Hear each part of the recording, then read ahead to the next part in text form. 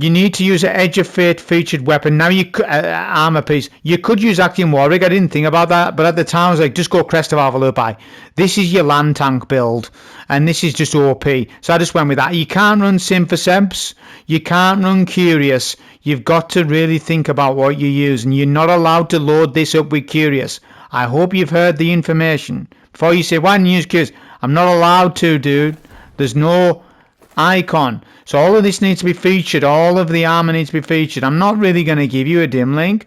I'll just show you the armor mods on screen because it doesn't matter. What matters is double arc resist concussive dampener. That's what matters. Aspects fragments.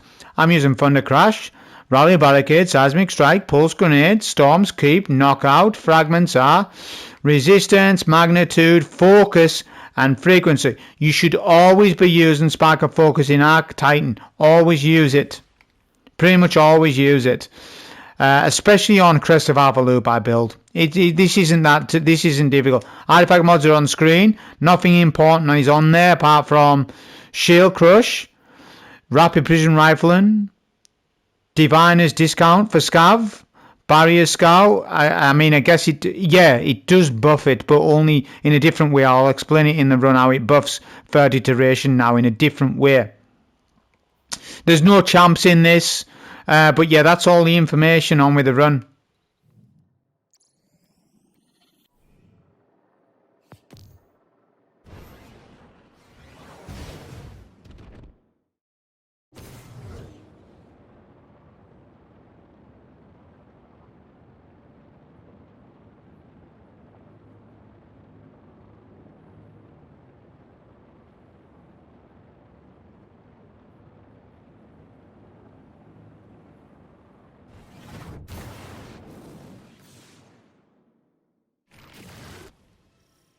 Okay, so here's the first conquest mission of the season, which is Devil's Lair, like I said.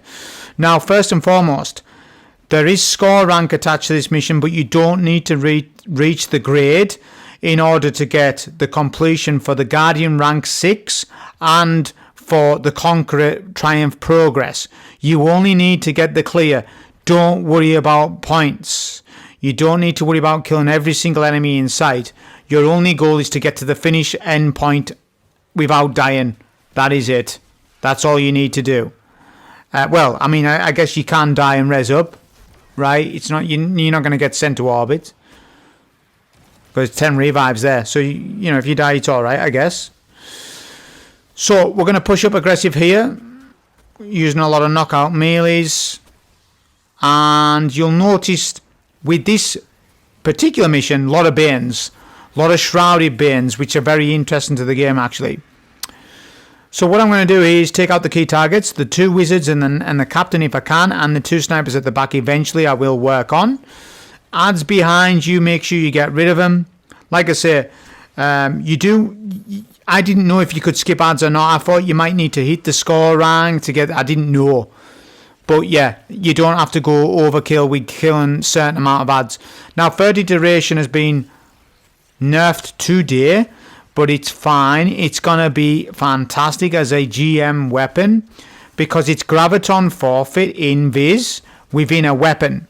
You're going to be able to chain invis back to back on kills, and as long as this scar rifle can one shot a red bar, it has a lot of utility just because of that. Like, look at this. Yeah, one shot in a red bar like that. Look at the control of that room there.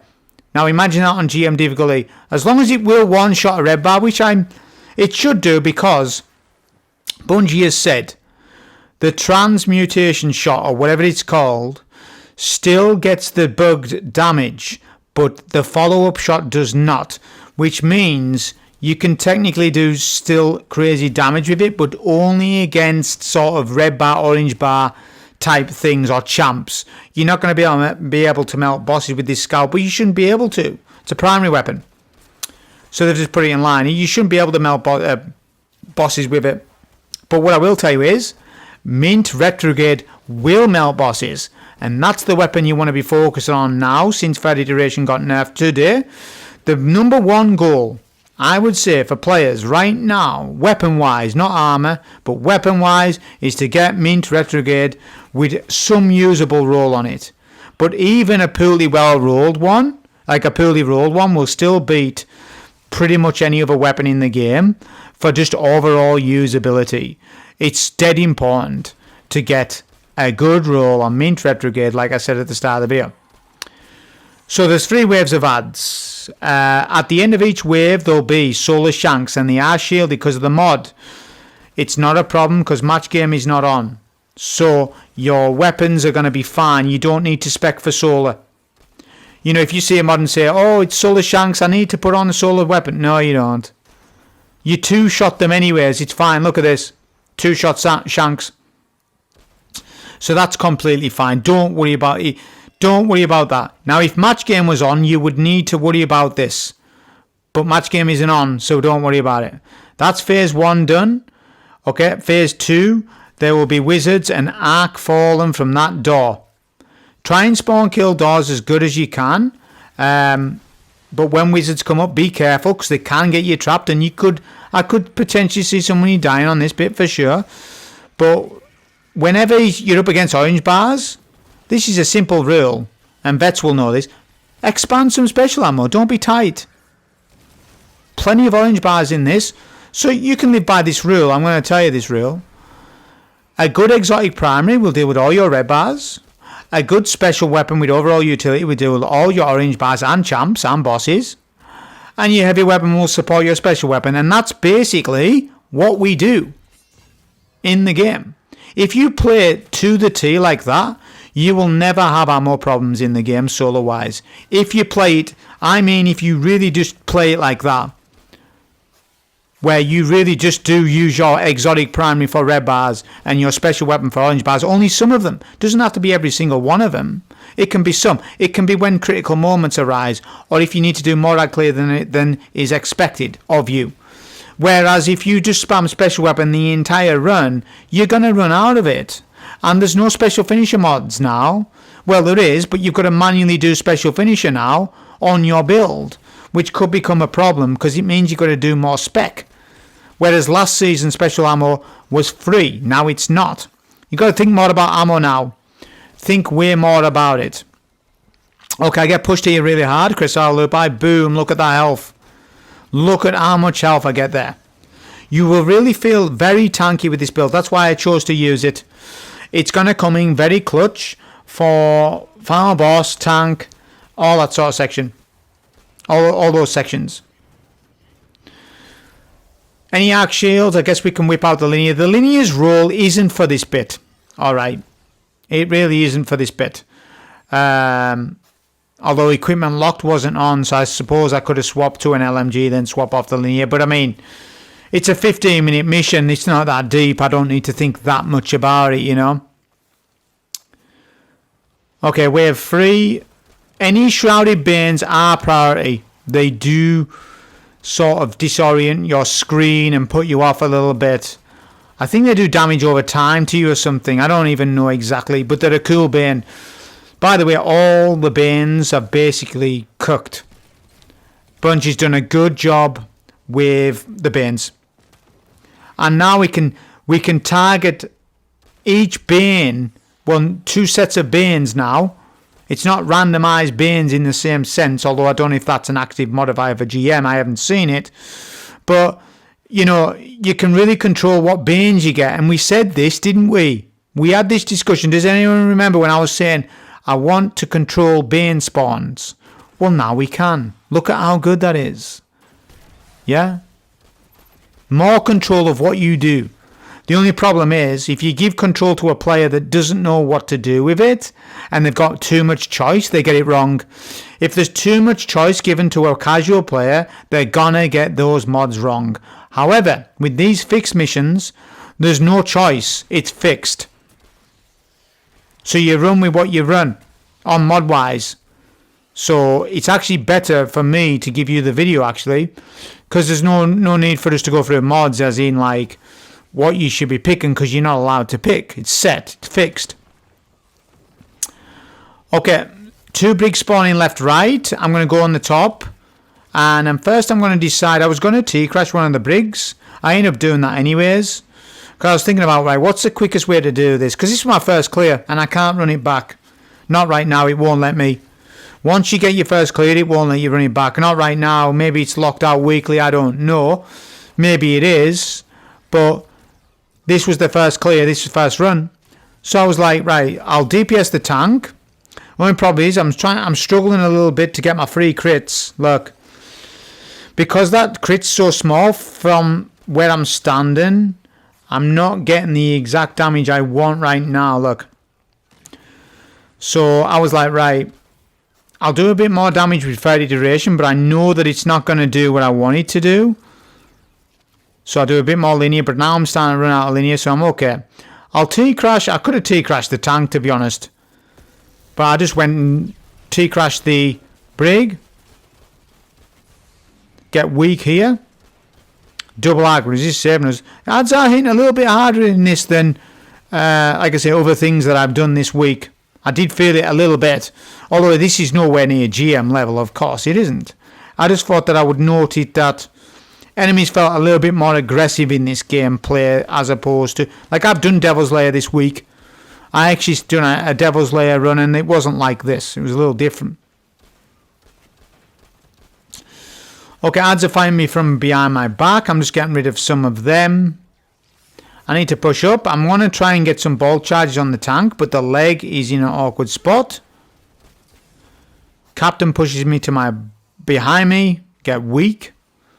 So what I'm going to do, I was like, right, save time. I've got plenty of special. So I'll use a bit of special on the tank. Only trouble is this weapon's not ideal for back crit, although we do get the stun there. So I'm just going to spam special. Doing better damage than what I was with fairy duration, so that's good. Right, now we can start to get rid of some of these ads, but what I would say to you is, once you get objective marker, just run through. I should have done that. I was just worried at the time, I was like, oh, I don't want to have to redo this or whatever. Because it's only C rank for some reason. When you do that, when you weigh up the mods, it's only C rank. I guess because I'm in a higher level or whatever. With me being a higher power level than the mission.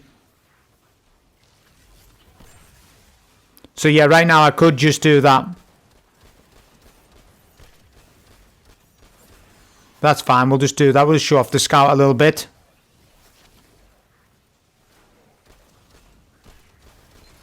Looking at ammo, we're not brilliant, and you do want some ammo actually for the final boss. I mean, there's plenty of ads though. I will say that. There's plenty of ads. So yeah, now I'm thinking, yeah, just skip, man. I should be just skipping. You could probably do this in 10 minutes, the entire mission. Because there's no need for score, which there should be. They missed the ball with that. It should have been complete mission and attain maximum score for that mission or what have you. That's what it should have been. It shouldn't have just been clear the mission, because what's going to happen is people are just going to skip encounters in these missions, and we're not getting to the root cause of what this stuff should be. Don't forget, it's Conqueror Seal, which has been a holy grail of a seal for years now. Yeah, it's been a playlist that people have adored over the years, and we need to keep that legacy going. And if conquests are not that legacy, we're in trouble. For endgame GM players, they're already quitting. That's a video for another day. Anyways, barricade goes down. 2 captains push, but my only concern mainly, or not my only concern, but my main concern, send the boss. Don't do it at the cost of a death though.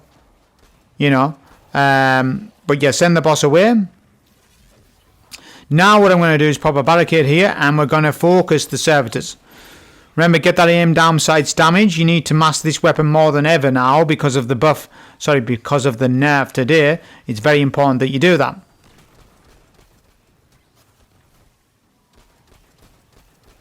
But remember, you do in fact mark them, so you're getting that increased damage as well. It's just not doing what it did the other day, which was ridiculous though, wasn't it? Okay, so that's what I'm saying. Get the servitors down, and then you can just damage the boss here, and then what you're going to do... actually, what I'm going to do on this phase is just T-crash the boss. I don't know, I wasn't sure what damage I would do, because this is no Curious. I can't run Curious, because Curious is not an Edge of Fate exotic. So, if I could run Curious, that's what I would have run, because it would have sped it up a little bit. Or Sinfo's Fist. Symphoseps, Fist of Havoc would have been good, although Fist of Havoc's not good on this boss. That's the only reason why I didn't run Fist, is because of that. Because Fist of Havoc would have went hard on the ad spawns in this, for sure. With Symphos as well, with the super buff and everything. Definitely. Okay, middle is full of ads, and you're going to get loads. But I'm recommending that you try and skip as much as you can of them. Because like I say, you just need to get the clear. And that's exactly what I'm doing, look. So I'm just focusing on the servitors left and right. There's an aerial falling in middle, which we've got to be careful of them, but we're going to do all the DPS down below. This is a perfect example of Crest of Alpha Loop by DPS being safely done. And you will see this build more and more and more. The harder the game gets with the difficulty of the leveling, the more you're going to see people use Crest of Alpha Loop by in team and solo. But I'm going to just show you a good example of it. It allows you to skip ads and just DPS. You can. It's a definition of a tank build, really. And you keep getting health back. You keep getting health back with Lupi, as long as you're doing sustained damage. That's short. That's how it works on a short-term thing. I'm not telling you the exact weight, procs, and everything. You know, that's the basics. That's a shorthand version of it. Okay, I'm going to pop barricade here, right here. This is where your DPS look. And then it's just all special and all heavy to finish the boss off. But anyways, that was the first solo conquest mission of the season. Pretty interesting, pretty good. We'll see how Master and how GM goes though. That was the video on this. Hope you enjoy. Thank you.